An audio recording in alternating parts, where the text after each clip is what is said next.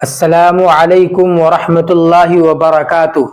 نماز اسلام کا دوسرا رکن اعظم ہے اور اس کو خشوع و خضوع کے ساتھ ادا کرنا ہر مسلمان پر فرض ہے، لیکن انسان ہونے کے ناطے نماز میں کبھی کبھار بھول چوک ہو جانا ایک فطری بات ہے۔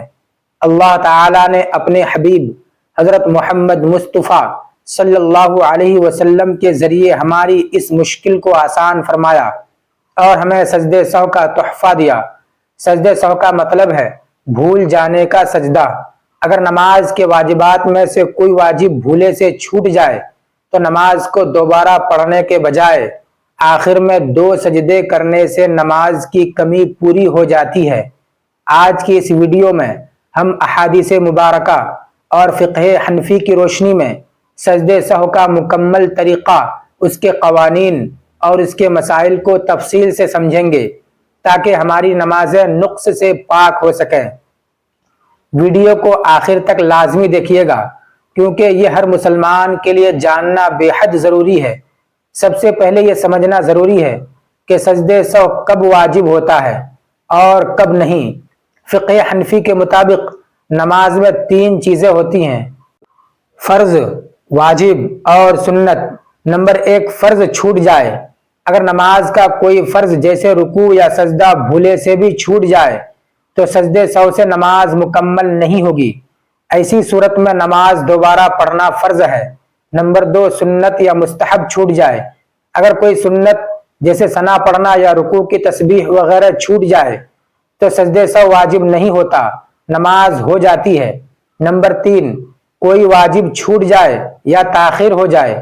اگر نماز کا کوئی واجب بھولے سے چھوٹ جائے یا کسی فرض و واجب کو آگے پیچھے کر دیا جائے، مثلا فرض قرأت کرنے میں اتنی دیر سوچنے میں لگا دی جس سے ایک رکن کی تاخیر ہو گئی تو سجدے سہو واجب ہو جاتا ہے۔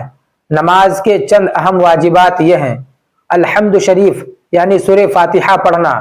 فرض نماز کی پہلی 2 رکعتوں میں سورہ فاتحہ کے ساتھ سورت ملانا۔ قاعد اولا یعنی 3 یا 4 رکعت والی نماز میں 2 رکعت کے بعد اتحیات کے لیے بیٹھنا۔ نماز کے ارکان کو ترتیب سے ادا کرنا وغیرہ۔ سجدے سہو کی اصل حضور اکرم صلی اللہ علیہ وسلم کی سنت اور احادیث مبارکہ سے ثابت ہے۔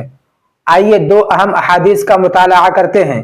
حدیث اول صحیح بخاری و مسلم، حضرت عبداللہ بن بحینہ رضی اللہ عنہ سے روایت ہے کہ رسول اللہ صلی اللہ علیہ وسلم نے انہیں ظہر کی نماز پڑھائی تو آپ صلی اللہ علیہ وسلم پہلی 2 رکعتوں کے بعد یعنی قاعدہ اولا کیے بغیر کھڑے ہو گئے۔ لوگ بھی آپ کے ساتھ کھڑے ہو گئے۔ جب نماز ختم ہونے کا وقت آیا اور لوگ سلام کا انتظار کر رہے تھے تو آپ نے بیٹھے بیٹھے تکبیر یعنی اللہ اکبر کہی اور سلام پھیرنے سے پہلے 2 سجدے کیے، پھر سلام پھیرا۔ حدیث دوم صحیح مسلم، رسول اللہ صلی اللہ علیہ وسلم نے فرمایا، جب تم میں سے کسی کو نماز میں شک ہو جائے اور اسے یہ یاد نہ رہے کہ اس نے 3 رکعتیں پڑھی یا 4 تو وہ شک کو چھوڑ دے اور جس پر یقین ہو یعنی کم تعداد اسی پر بنا کرے، پھر سلام پھیرنے سے پہلے 2 سجدے کرے۔ ان احادیث سے معلوم ہوتا ہے کہ نبی کریم صلی اللہ علیہ وسلم نے خود بھی بھول چوک پر سجدے سہو فرمایا اور امت کو بھی اس کی تلقین فرمائی۔ اب آتے ہیں سب سے اہم بات کی طرف کہ سجدے سہو عملی طور پر کیسے کیا جائے۔ فقہ حنفی کے مطابق اس کا طریقہ بہت آسان اور درج ذیل ہے۔ مرحلہ نمبر 1، نماز کی آخری رکعت میں جب آپ قعدہ اخیرہ یعنی آخری تشہد میں بیٹھیں تو پوری اتحیات پڑھیں۔ حنفی فقہ میں اتحیات کے بعد درود شریف پڑھے بغیر سجدہ کرنا بہتر ہے۔ مرحلہ نمبر 2، اتحیات ختم کرنے کے بعد اپنے سیدھی طرف یعنی رائٹ سائڈ 1 مرتبہ سلام پھیریں، السلام علیکم ورحمۃ اللہ۔ بائیں طرف سلام نہیں پھیرنا۔ مرحلہ نمبر 3، سلام پھیرنے کے بعد اللہ اکبر کہتے ہوئے سجدے میں چلے جائیں جیسے عام نماز میں سجدہ کرتے ہیں۔ اسی طرح 2 سجدے کریں اور سجدے کی تسبیح پڑھیں۔ مرحلہ نمبر 4، دوسرے سجدے سے سر اٹھا کر دوبارہ بیٹھ جائیں۔ اب شروع سے دوبارہ تحیات، درود ابراہیم اور دعائے معصورہ پڑھیں۔ مرحلہ نمبر 5، آخر میں معمول کے مطابق دونوں طرف پہلے دائیں پھر بائیں سلام پھیر کر اپنی نماز مکمل کریں۔ محترم ناظرین، سجدے سہو کے حوالے سے چند ایسے مسائل جو اکثر لوگوں کو پیش آتے ہیں۔ نمبر 1، اگر جان بوجھ کر غلطی کی جائے، یاد رہے کہ سجدے سہو صرف بھولنے کی صورت میں ہے۔ اگر کسی نے جان بوجھ کر کوئی واجب چھوڑا تو سجدے سہو سے نماز نہیں ہوگی بلکہ نماز دوبارہ پڑھنی پڑے گی۔ نمبر 2، اگر دونوں طرف سلام پھیر دیا، اگر کوئی شخص بھول گیا اور اس نے دونوں طرف سلام پھیر دیا لیکن ابھی اس کا رخ قبلہ سے نہیں پھرا اور نہ ہی اس نے کسی سے بات کی ہے تو وہ اسی وقت 2 سجدے کر کے سجدہ سہو کر سکتا ہے، نماز ہو جائے گی۔